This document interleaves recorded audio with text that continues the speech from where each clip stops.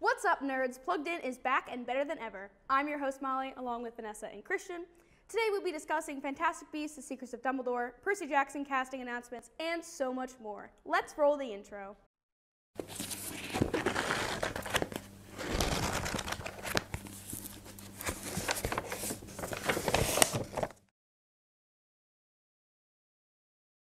Alright, so let's start off today by talking about something that I am very excited about, as I know both of you are, which is the Percy Jackson TV show casting announcement.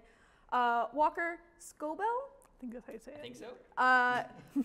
Was cast as Percy Jackson. He is the only one that we now officially know. He was only ever in the Adam Project. This is now the second thing he will ever be in as an actor. What are your thoughts on his casting announcement? He's perfect.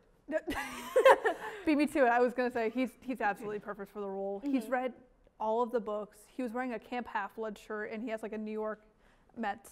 Was it Yankees or is it Mets? Yankees. Sorry, big fan. New York Yankees hat when he got cast, and the photo of him just his mouth wide open, like ecstatic. He's gonna be a perfect Percy. He has like the young look that I think Percy needed in the movies, and like the younger innocent look. I feel like Logan Lerman did a great job in the movies, despite the fact that the script was just awful. But there was something about him that didn't quite fit, I feel like, and I feel like Walker is like the perfect person. He's short, he's got like the big puffy blonde hair, he's adorable. I'm very excited. And he's got like the personality for it too, which is like really important to get like that like sassy, snappy personality, and like he nails it. Like in the Adam Project I watched, like he bounced off Ryan Reynolds like super well, and like, oh, he was perfect. I just could not see him as Percy in that film. I was like, couldn't have been any better casting. Oh yeah, no, he's gonna be great in the role. And whenever we see like Annabeth and Grover, I think they're gonna do a great job as the like the original trio. Right. I cannot wait to see like the chemistry between everyone, and it's basically like a newer generation's Harry Potter. Like most of us grew up on Harry Potter, and now and grew up alongside them, and now we're gonna get to see these kids grow up through Percy Jackson, and I cannot wait for that. No, I totally agree. I love those books. I remember reading those books for the first time, and now being able to see like a totally different adaptation of them, I think is gonna be really great. So Percy is the only one that we know as of right now. What are your hopes on Grover and Annabeth, Poseidon, any from Camp Half-Blood? Is there anyone that you're hoping might get cast? Logan Lerman as Poseidon. Interesting. I think we need someone from the original movies. Or we don't need, but it would be nice. And the most popular fan cast I've seen so far would be Logan Lerman as Poseidon, because he's basically perfect for the role. Like there's like a photo of him that looks exactly like Poseidon does in official art. And so I don't see like a reason why we couldn't. Because I mean, like the gods can take any shape, and it's not like these movies are connected through some multiversal way. This isn't Riverdale. No. And I don't really care if they look completely book accurate, as long as they just get together and they play their characters. I really don't care what they look like. I'm kind of indifferent to the whole Logan Lerman as Poseidon thing. Like, I think it would be kind of cool if he was in it as like a nod to the movies, but I also think that they're trying to make these movies, or they're trying to make the TV show like separate from the movies and like different, which is a good thing. So like, I don't know how they would feel about that, and I don't really know how I would feel about that. But like, Logan Lerman personally, like I'm sure he'd play the role just fine. So I don't know. Right. But like for Annabeth and Grover, I think I would like to see unknown actors and actresses. So then we can kind of see them develop the role and like that kind of become what they're known for. Right. Rather than like someone who's already known. I think that would be cool. But as long as they get along well with Percy, like Walker, that's really what matters to me. Like that they can play the role well. I mean, like granted, I would love to see an accurate looking Annabeth, just because like Percy and Annabeth are like my favorite fictional couple. So I would like to see them look like the way that they're described in the books. But like if they're not, it's not going to ruin it for me. Right. And I even heard that I think for Walker they're considering not dyeing his hair black for the role. Like they'll just let him be a blonde Percy, which is fine. Like I was a little bummed to hear that, but it's not going to change anything, and he's still going to be great in the role. Yeah. So. I think overall, my thing like with the movies was that Percy, Grover, and Annabeth had great chemistry, and I totally agree. As long as whoever gets cast as those two work well with Walker, that's all that I care about. Right. So we have filming starting in June, so we should hopefully be getting some casting announcements. Is there anything that you really want to see in the TV show? Anything that you don't want to see in the TV show? Obviously, the first season is just going to touch on Lightning Thief as a whole. Right. So is there anything that you really, really want to see, or someone that you're not really like looking forward to? I just really want book accuracy. That's really all I'm asking for. I want to see the characters come to life on the screen, and I think that that'll be really cool for a new generation of Percy Jackson fans to see the show and then go back and read the books. And I think it'll be cool if they're like, if it ties in nicely with the books. I think one thing I love from the movies was the Lotus Casino. And I really, really want that again. I really want them to do Poker Face, because that was the best scene, in my opinion, from either of those two movies. And just to see it come through this time, not with like 16-year-olds, but with 13-year-olds like going into a casino and actually just being like, whoa, that is something like I desperately want to see. Right. Yeah, no, I totally agree. As long that scene from the movie is my favorite, so as long as they do at least something like that, that's kind of all I really care about. There's a lot of stuff from the book that they never touch on in the film, so like I think the whole Oracle character is like never really brought up in the movies. So I do kind of hope that they touch on that. And yeah, I mean, season 1 is going to come out first, obviously, which is Lightning Thief, and hopefully they do well with the rest of the show. Moving on, we have Warner Media and Discovery set to merge. Warner Media obviously owns DC and Harry Potter and a lot of those projects, now merging with Discovery and Discovery Plus. What are your thoughts on the whole buying? What do you think it's going to be for the future of like DC movies?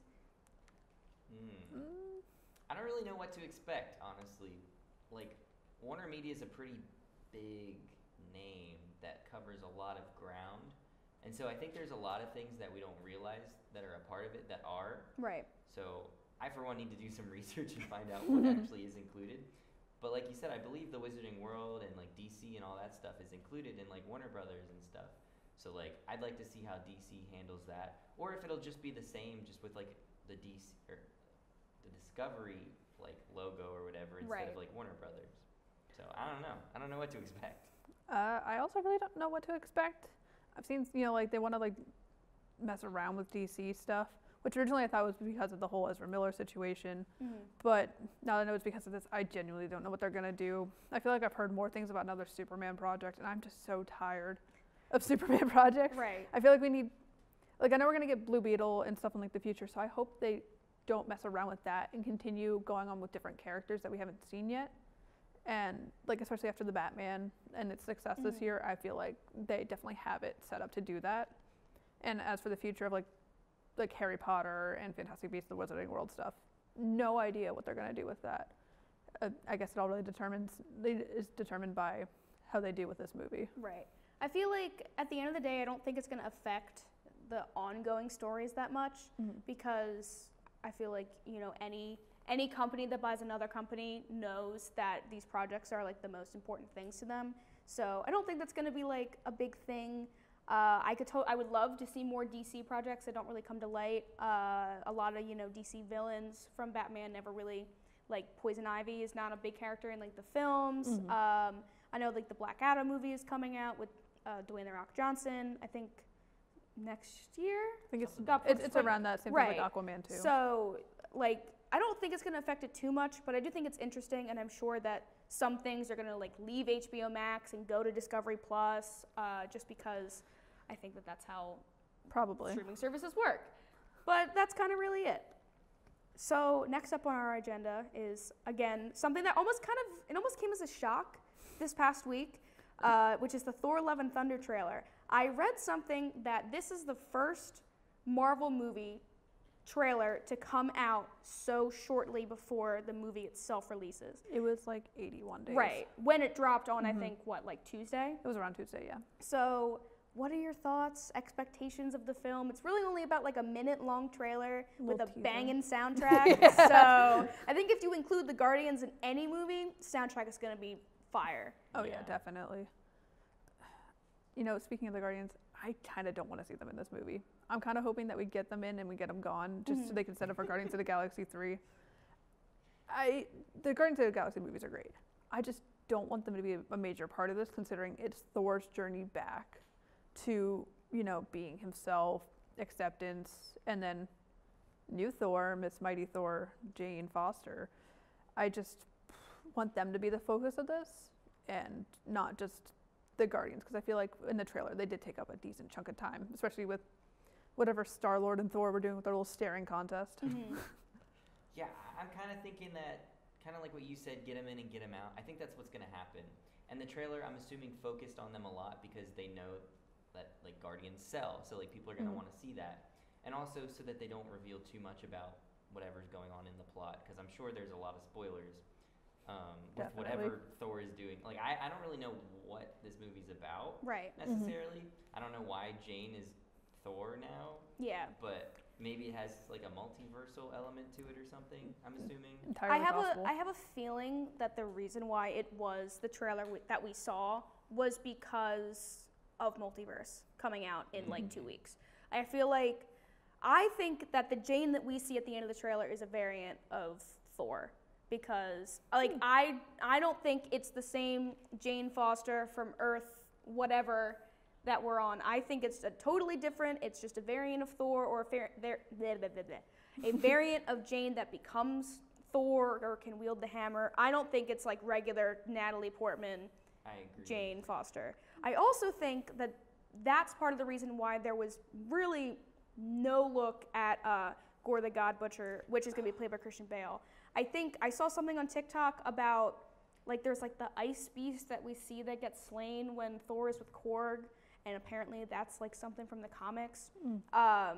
But I think it's interesting, and I think it's almost good that they don't show him, because from what I've heard from him from the comics, he was begging the gods for so long for help, and they just kind of pushed him aside. And as we kind of see from the trailer, Thor is just pushing things aside and just not being the hero that he was in Endgame and in Infinity War and all of his other movies. Didn't he go passive? I feel like I saw something that he's going to be like passive for at least a little bit in this movie. But I mean, I get that all comes in, and like we get like Zeus and everything, so we're definitely going to get the God storyline. We got Russell Crowe's Zeus. We're going to get Gore the God Butcher, so we're probably going to see something happen between those two. But I just really want to see Christian Bale, besides like, like leaked set photos and stuff like that. I want the official look at him, because I'm a very impatient woman. Right.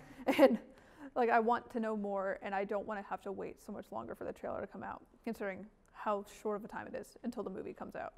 And I'm really hoping they don't just start doing a new model of putting trailers after movies. Because I know they did it because No Way Home is directly tied into Multiverse of Madness, which no matter what, it would have been Multiverse of Madness tied into No Way Home before the whole pandemic thing happened.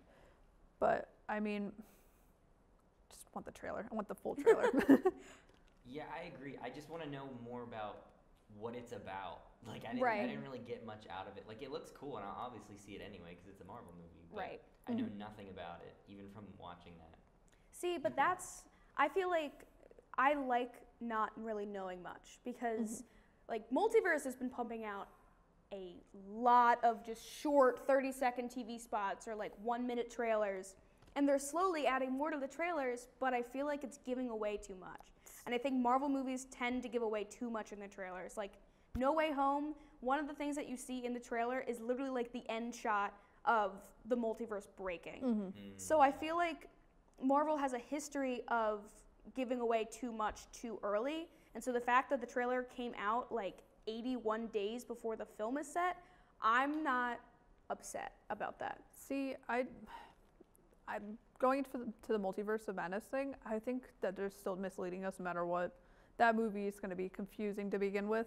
Right. And so the trailers already are confusing enough. They've edited out so much stuff, and they've edited in a lot of stuff that like makes no sense as we've seen it.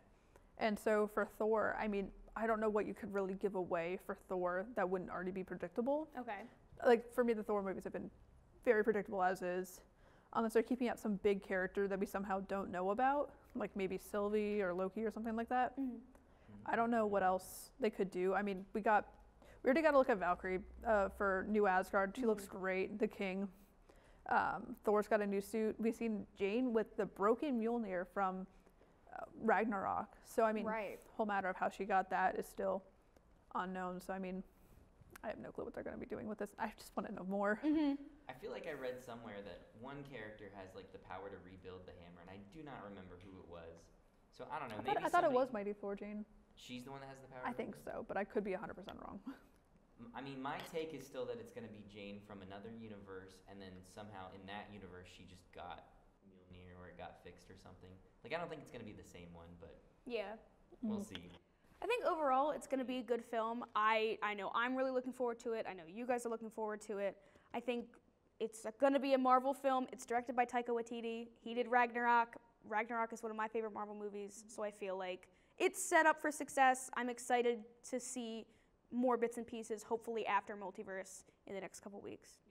Speaking of Marvel projects, the Spider-Man No Way Home DVD was released, I think, relatively recently, but it didn't include any of the deleted scenes that they said that they were going to include. One of which I know was something with like Matt Murdock, because I think the scene itself is titled Happy's Really Good Lawyer or something like that. There's a couple things that. There's a scene with all 3 Spider-Man that didn't get included. I know that there was just some regular stuff that just kind of wasn't added to the DVD. What were your thoughts about this? If I had bought the DVD like I had planned to, I would have been pissed. However, I just held out because I was like, there's no point in me buying it until like when it actually comes out in stores, because I don't like pre-ordering and having to wait for stuff. So, I mean, for me, it's not big because I don't own it, but it's still annoying to those who did get it and were expecting all that stuff, because they were promised, all these like, additional clips, deleted scenes, and just nothing came out of it. Well, see, I did pre-order it, and I did get it, and I was upset because I was looking forward to the deleted scenes. Like, that was the thing I was most looking forward to. And they have like a lot of other bonus content on it, which I haven't even looked at yet. But like, it wasn't as interesting. It was like behind the scenes stuff, which is cool, and I will watch it eventually, but I wanted to see those deleted scenes. Yeah, I think I saw that they included like gag reel and bloopers, and some like behind the scenes tech stuff, and like if you're into that, that's great. But yeah, I wanted to see more Matt Murdock, and I wanted to see more 3 of the 3 Spider-Men, just kind of guys being dudes. Like I was looking forward to that. I hope that I don't know. I know a lot of fans are mad. I know you're probably very upset because you actually bought the DVD. I'm not a person that buys DVDs, so I don't really like care too much, but I know I wanted to see those scenes on YouTube. Like, I don't know if they're ever going to come out. I don't know if we're ever going to see them. I really hope so.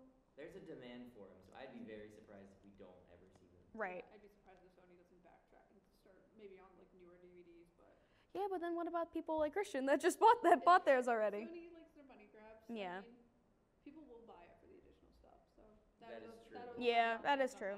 I mean, personally, I'm not going to rebuy a DVD, but I'm going to find it on YouTube or watch someone else who bought it. Right. and see it like that. Yeah. Yeah, I mean, it's kind of a shame, but I think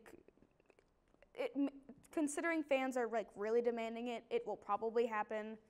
Some people are just going to be a little bit more upset when it goes onto YouTube and they don't get to get it in the physical copy. Our last really big topic, and kind of what we all dressed up for today, is Fantastic Beasts: The Secrets of Dumbledore. I personally have not gotten the chance to see the film, but I have seen the first 2, and I know you both have a lot to say, so I'm just going to let you take it away. Would you like to start? I will start. Did you like the film? I enjoyed the film.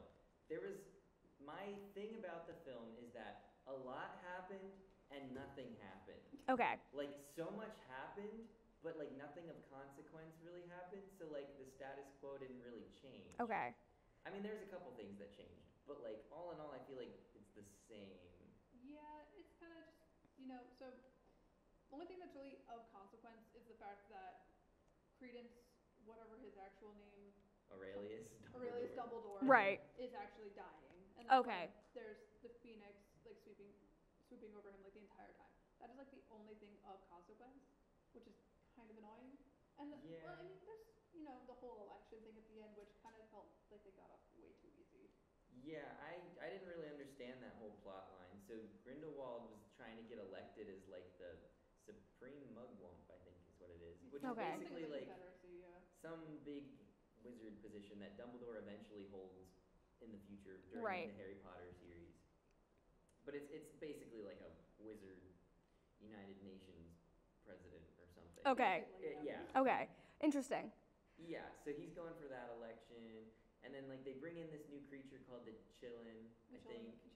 And it's like this little like cow-looking thing, like a baby cow, and I guess. I think it looks like a deer. Okay, well, a deer or a cow or whatever. Okay. But he can like look at someone and determine whether or not they're like worthy. He's basically like the Mjolnir of the Harry Potter. Yeah. Interesting. Okay. And yeah, so like that was a big plot point, and like it's a Fantastic Beast, so like Newt was involved. Right. So, like it makes sense. But like that was a weird plot point, and like the whole movie kind of hinged on them like protecting this thing. And I think we need to give some context for that, and the fact that we literally saw 2 magical creatures die within like the first half an hour of a movie, kind of gruesomely as well. Really? Like, Okay. So the mother of the 2 Chillins, which we didn't know there was 2 until after they captured the little baby one. They Avada Kedavra. The mother Chillin. Okay. Which was really sad to see. it was. It's like the first, well, like the second scene of the movie. Okay. And then we literally see Grindelwald slit the throat of the one baby Chillin because he wants to revive it and bewitch it for the whole election thing later on. Okay. Which is why they have to protect the other one, so he doesn't do that one. It's really bizarre. It's bizarre and Yeah. it's gruesome. Yeah. I was expecting that from a Harry Potter film. I feel like Harry Potter, partially because they're able to use magic. Like you don't see I think Half-Blood Prince was one of the only ones that had a lot of like blood from when Harry puts that one curse on Malfoy and he's like bleeding in the bathroom. Like that's like the most gruesome that I've ever seen. So that's a weird turn for Harry Potter. That was an audible gasp from me. I literally just like wanted to cover my mouth because I was not expecting that. Yeah. But again, something that was like consequence but no consequence. Queenie, she got nothing for joining Grindelwald. Right? Does she come back to like the good side at the end of the film? Yes. Yes.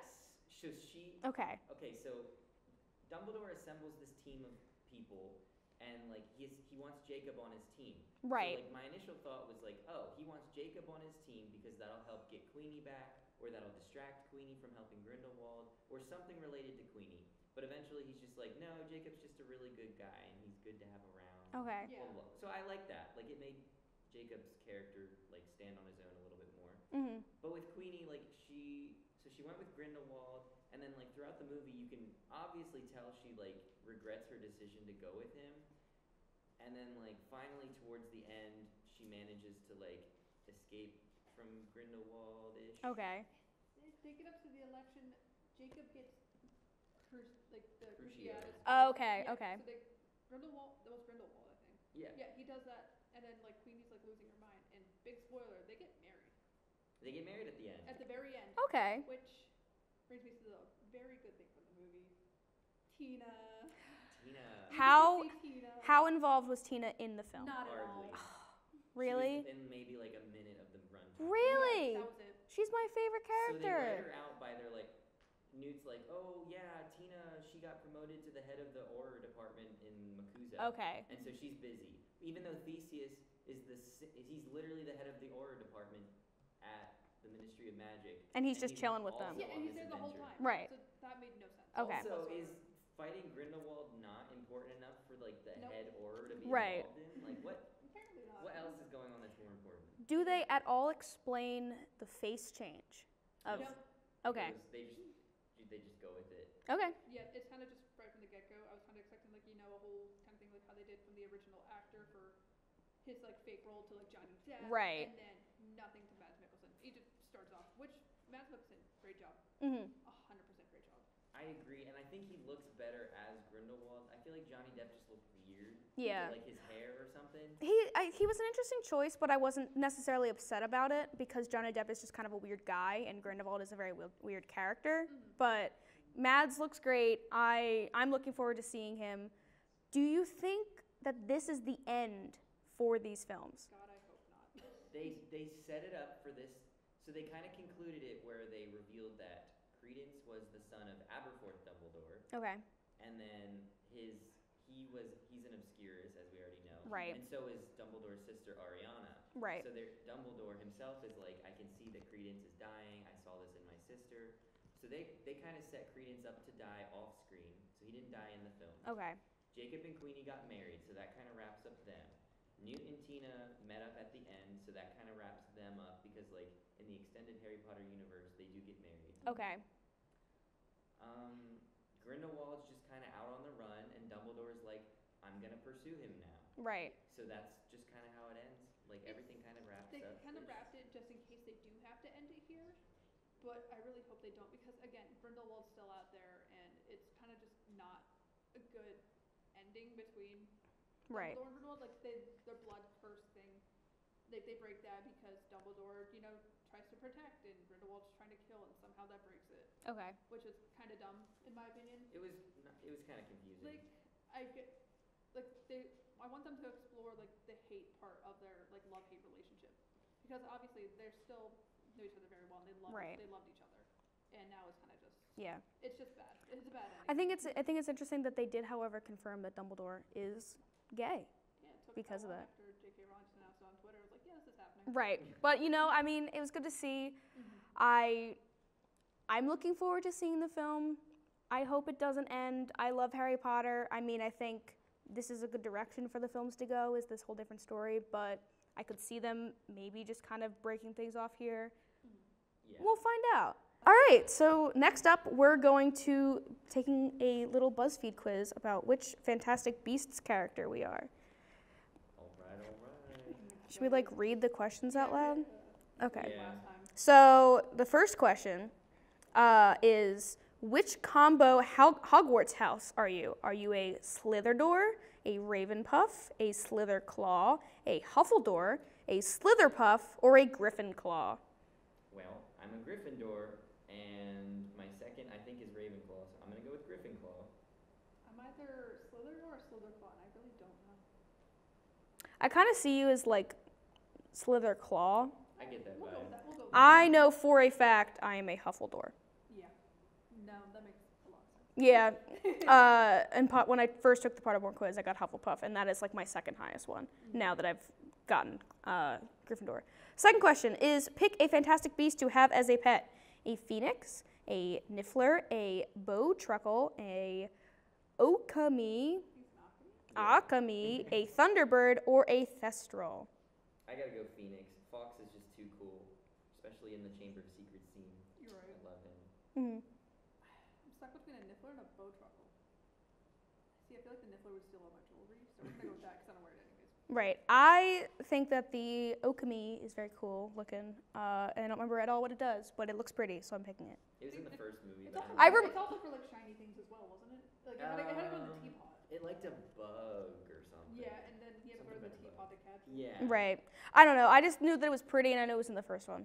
Which Hogwarts class would you be most interested in? Potions, history of magic, charms, muggle studies, care of magical creatures, or defense against the dark arts? Well, I gotta stick with Defense Against the Dark Arts because that's Harry's favorite, and I think that would be a really fun class. I'd like to have a consistent teacher, so charms. See, I am 100% going defense against the dark arts because if Yeah. I ever got the opportunity to be taught by Remus Lupin, I would be set. For one whole little year. For one whole little year, and then he gets kicked out because they find out he's a werewolf. Which item will you always carry in your suitcase? A good book, a water bottle, a pen, a pack of gum, a first aid kit, or a tube of lip balm? Book, obviously. Ooh, to always carry around, I feel like I would need a pen. I would use that the most. I feel like in my suitcase, I would probably have a pen. I don't think gum in a suitcase would work well, but that's just me. Pick a fallen character from the Wizarding World to bring back to life. Letta Lestrange, R.I.P. Irma Dugard, gonna be honest, I don't remember her character. Ariana Dumbledore, Sirius Black, Severus Snape, or Dobby the House Elf. Oh, that's hard. If Fred Weasley was on there, he'd be the one I'd Yeah. pick. Right, that's the yeah. easy choice. Out of these ones, I'm gonna go with Dobby. His death made me the saddest, I think. Mm-hmm. I was also gonna go with Dobby, but I'm also just thinking Letta Lestrange. She was just too underused. She, Bring her back. She She had a lot of Zoe potential. Kravitz was so good in the second one, and then she was just killed off. And I wanted to see more from her character. I personally am going to go with death that broke me the most, which is Sirius Black. Which quote from Fantastic Beasts do you relate to the most? For the greater good, my philosophy is that worrying means you suffer twice. Imperfect understanding is often more dangerous than ignorance. The disapproval of cowards is praise to the brave. Well, there are no strange creatures, only blinkered people, and you never met a monster you couldn't love. You never met a monster you couldn't love sounds like something from Pinterest. So, you know, That's a Lita Lestrange quote. Is it our? Well, love her, so. Right, okay, so it fits. Yeah. I'm going to go with my philosophy is that worrying means you suffer twice because I don't like to worry about things. I am going to go with, well, there are no strange creatures, only blinkered people, because I believe in equality, and I'm here for all of the witches, personally. And finally, pick a Wizarding World narrative that you would make into a movie. The Marauders, The Origins of Voldemort, the Percival Brothers / Legacy of the Deathly Hallows, the other wizarding schools around the world, like the French school and the one that Victor Crumb is from, the story of Harry Potter through Draco Malfoy's eyes, and the founding members of Hogwarts. I think everyone can agree that we want to see the Marauders. Mm-hmm. Mm-hmm. Like, I mean, tell me if I'm wrong, but everyone ever Yeah. Would love to see the wants to see the Marauders be a thing. Yeah. However, I Ooh. really want to see the founding members of Hogwarts and the fact that they put in sinks when there were no sinks to make their little chambers. Right. I want to see all of these. Like, I would love to see... Agreed. I feel like the story of Harry Potter through Draco Malfoy's eyes is a fan fiction that already exists. 100%. I'm good with the Deathly Hallows. I just want to see the Marauders. Yeah. Origins of Voldemort would be really cool. Mm-hmm. And seeing other wizarding schools might be cool, but like the franchise potential for the Marauders I think is Right. where That it's at. that is like, if you want to bring Harry Potter back, that's the way that you do it. Yeah. All right. What is everyone's results? I got Newt. Newt Scamander, I wow. got Newt Scamander. I'm apparently quirky and a wee bit introverted. I got Albus Dumbledore. I'm not only smart, but also incredibly wise. Yay. I actually took this quiz earlier, and I got Tina earlier, but I took it again, and I changed a couple of my answers, and I, too, got Newt Scamander. I believe that you and I are both quirky and a wee bit introverted, so I feel like it makes sense.